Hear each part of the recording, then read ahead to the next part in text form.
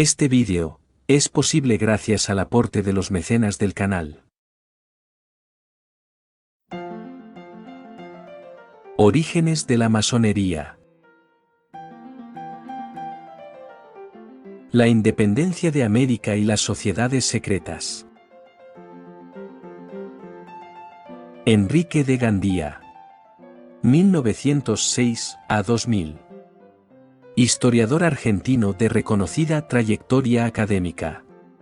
Autor de más de 100 libros y artículos, y fundador y miembro activo de numerosas instituciones de estudios históricos y sociales.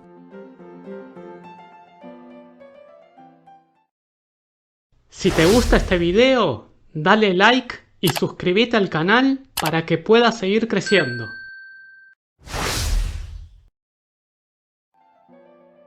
Primera parte. La masonería en Europa, en España y en la Argentina.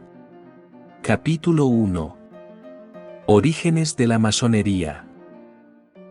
La historia de la masonería es la más controvertida de las historias. En ella, han intervenido eruditos ilustres y charlatanes vulgares. No hay una historia en la cual se haya mentido tanto, fantaseado, calumniado e infamado, como en la de la masonería. Es un tema irritante. En él chocan la sana ilustración de hombres eruditos e imparciales, y la ignorancia de fanáticos recalcitrantes. Algunos historiadores, conocidos por su intolerancia, llegan al extremo, como si fuera un voto, de no escribir la palabra masonería, ni mencionar nada que se relacione con ella. Otros, lo hacen basados en obras cargadas de errores y embustes. Las más peligrosas, por sus desconocimientos, son las de los propios masones, que llevan los orígenes de su institución al Hirán bíblico, amigo de Salomón, a los constructores de las pirámides, y al mismo Jesucristo. Los sueños, en este sentido, son innumerables e indignos de ser recordados. En 1926, Augusto Wolfstig mencionó más de 50.000 títulos en su bibliografía de la literatura masónica publicada en Burg. Desde entonces, el número de publicaciones, en todo el mundo, ha crecido enormemente. Es imposible, por tanto, analizar la bibliografía universal, para conocer un problema, que puede resolverse acudiendo directamente a las fuentes. Esta labor de investigación directa, la han realizado algunos historiadores ilustres, investigadores serios que exhiben los documentos incuestionables y definitivos. En la Argentina, campo de nuestro interés y especialidad, hay que citar a Juan María Gutiérrez, del siglo XIX, que aportó documentos concluyentes acerca de los orígenes de la masonería en nuestro país. En nuestro tiempo, es obligatorio consultar las obras, definitivas y admirablemente documentadas, del eminente jesuita José Antonio Ferrer Benimeli. Vamos a seguir, en este breve resumen de los orígenes y la expansión de la masonería en Europa, su extraordinario libro, Los Archivos Secretos Vaticanos y la Masonería, publicado por la Universidad Católica Andrés Bello, de la ciudad de Caracas, en 1976. A este libro, fundamental, hay que agregar otros estudios de Ferrer Benimeli, como Los Católicos y la Masonería, Madrid, Vida Nueva, 1975, y La Masonería después del Concilio, Barcelona, 1968. No vamos a extendernos sobre lo que ya ha sido escrito, y muy bien probado, acerca de los orígenes de la masonería. Era el gremio de los albañiles y picapedreros de Estrasburgo, que prolongó las sociedades de obreros de la Edad Media.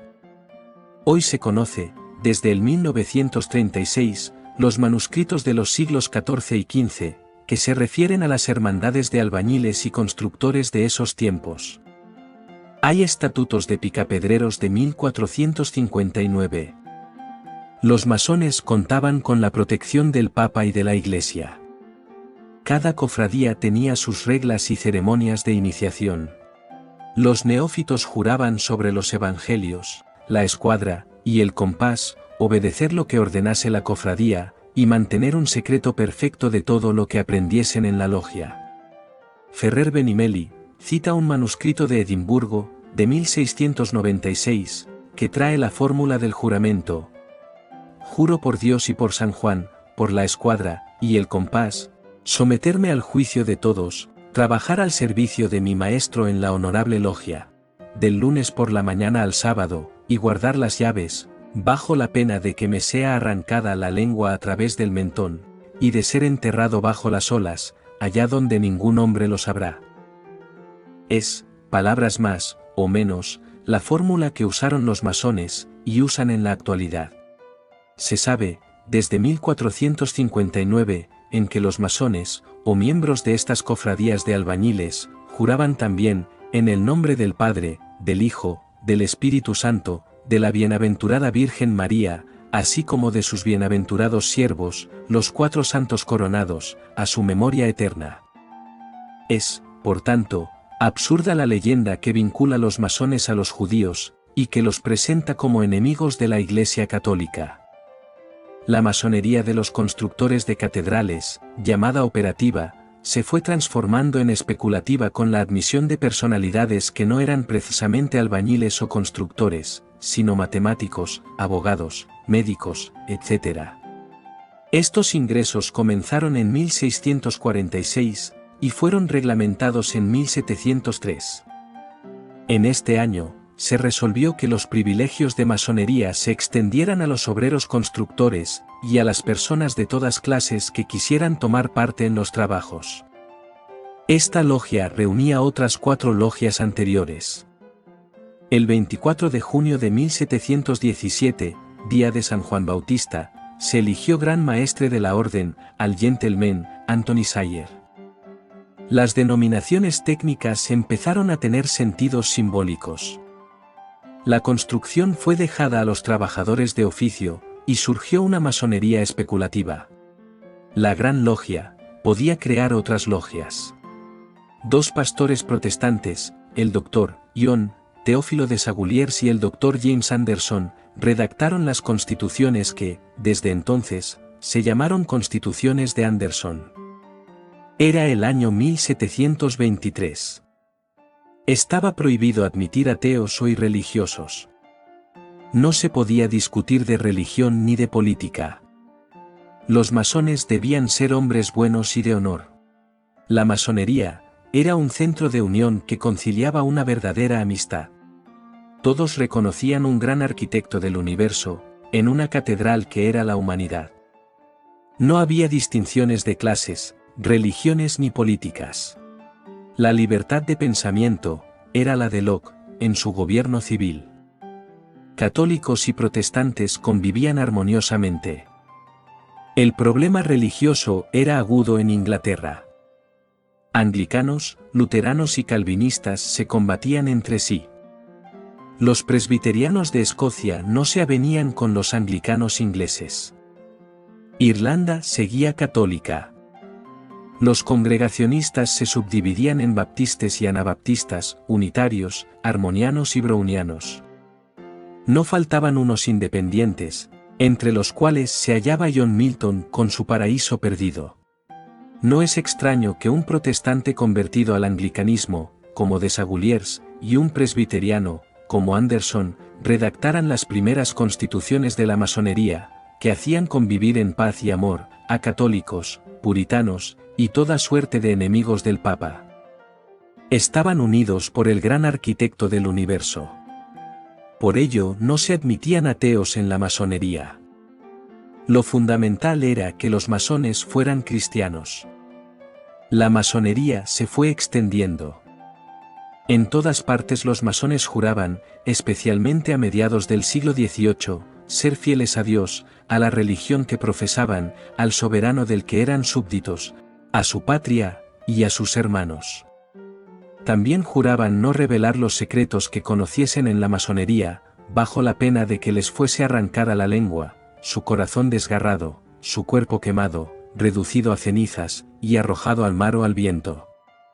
Este juramento, tan terrible y solemne, fue lo que, andando el tiempo, perdió a la masonería. Veremos cómo ocurrió. Entretanto, en el estudio de sus orígenes no se descubre una palabra, una intención, de la masonería en contra de la existencia de Dios, ni de ninguna religión, ni del estado del cual dependía, ni ningún género de maldad. Las fórmulas de los juramentos, en tantos países y en tantos años, no hacen más que confirmar lo que decimos. El gran Dios, supremo arquitecto del universo, debía unir a todos los hombres, por el amor y la amistad, sin distinciones de razas, de religiones, de riqueza, ni de condición social. Todos podían afiliarse a esta sociedad de hombres puros, que se consideraban hermanos, que eran fieles a su religión y a su rey, y solo buscaban la libertad, la igualdad y la fraternidad. El secreto que se hacía jurar era una tradición de los picapedreros y albañiles, que deseaban conservar el conocimiento de sus profesiones, o sea, de su sustento. No había otros secretos. Nadie jamás los ha encontrado y todo lo que se ha dicho, en miles de obras, no es más que fantasía y mentira. Los masones, como dijo José de Maistre, juraban un secreto que no existía. Los testimonios conocidos, y Ferrer Benimeli ha recogido muchísimos, demuestran que la masonería era una sociedad que defendía la libertad y la igualdad de los seres humanos, anhelaba su felicidad y bienestar, y enaltecería las virtudes. En sus reuniones estaba prohibido hablar de religión y de política. Sus miembros debían ser fieles a su Dios y a su Rey. Si a su lado, por imitación, se crearon sociedades místicas, pietistas, cabalísticas, iluministas y políticas, no es culpa de la masonería, sino de charlatanes que buscaban intereses personales o de grupos, o eran unos simples fanáticos.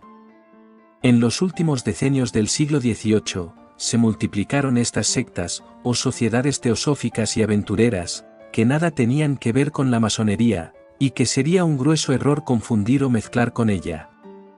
La masonería inglesa se dividió en dos ramas, la propiamente inglesa, y la escocesa, en 1735. La masonería inglesa clasificaba a sus miembros en aprendices, compañeros y maestros. Seguían una línea filantrópica y cultural. La escocesa, suponía descender de los monjes templarios, lo cual era una fantasía, pero recordaba el crimen que habían cometido con esos monjes, el rey Felipe el Hermoso y el Papa Clemente V. No nos perdemos en los vericuetos de otras sociedades místicas y teosóficas, como los iluminados bávaros, que a fines del siglo XVIII entraban en política, y dieron mucho que hablar. Hasta se dijo que influyeron en la Revolución de 1789. Nadie ha podido probarlo. Lo indudable, es que la masonería se subdividió, en el siglo XVIII, en muchas masonerías paralelas e independientes.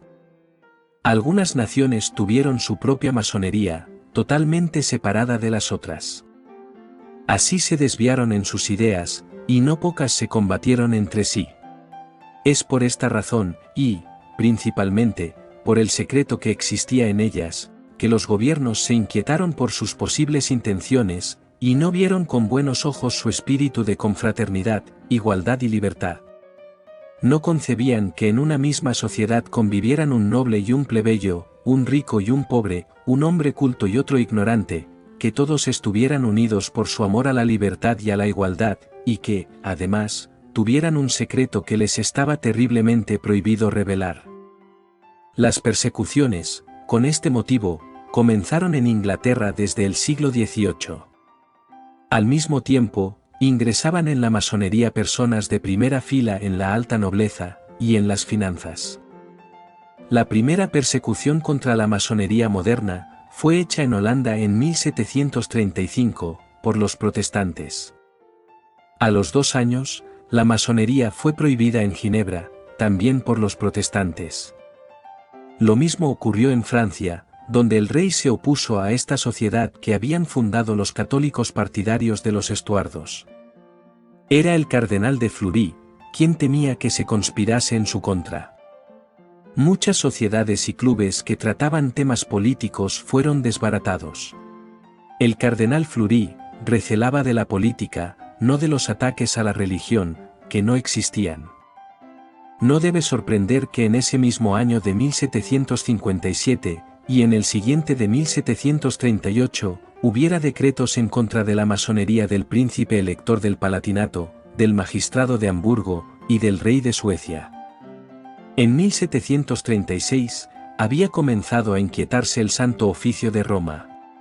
La masonería había nacido en Italia, en la ciudad de Florencia, en 1733, por obra de ingleses. La Inquisición se alarmó por su secreto, y el Gran Duque de Toscana se apresuró a condenarla en 1737. La República de Lucca tenía como Gran Duque a Francisco de Lorena, masón desde 1731, en La Haya. En Florencia, en 1738, había 152 iglesias y 89 conventos, con 4.858 eclesiásticos. La influencia de la Iglesia era poderosa. La Inquisición había disminuido, en cambio, su autoridad. La masonería contaba con las personalidades más destacadas de la ciudad, muchos eclesiásticos y frailes.